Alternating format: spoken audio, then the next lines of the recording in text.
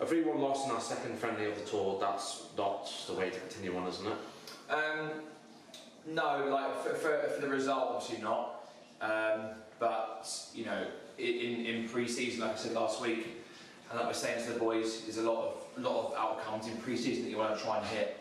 And I know it sounds a bit silly, but the result isn't the most important thing. You obviously want to build momentum with results, but again, pre-season is all about fitness. It's about implementing some tactical things. It's about your technique. It's about getting in the swing of things again. And despite the result, I'd say that today was, it hit not every single positive outcome, but quite a few. Actually felt that second half we were better on the ball, better playing out, doing the right things than we were in the first half, but we lost the second half, 2-0. But we made some changes and they were positive. We had some discussions at half time about trying to see if we can play out and do some things a bit better second half, and we've done that with the players that came on. The players that came on made a good impact.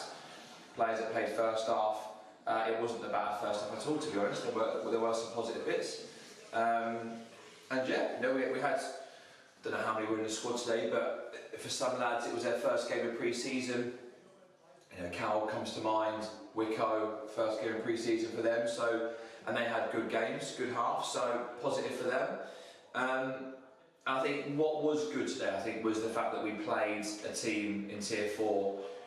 It's good to play teams higher than you because you want that test, but I think to really see where you're at, it's good to play teams in Tier 4 because they're the same tier as us. We know that some leagues in Tier 4 maybe might be stronger than others. I don't know that for certain, but I think for them, I wouldn't be surprised if they're. I'd be surprised if they're not up there this year because they were. I thought they were decent.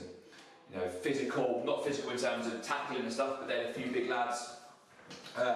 So they gave us a good physical test, but technically they were good, so it was a good test all round.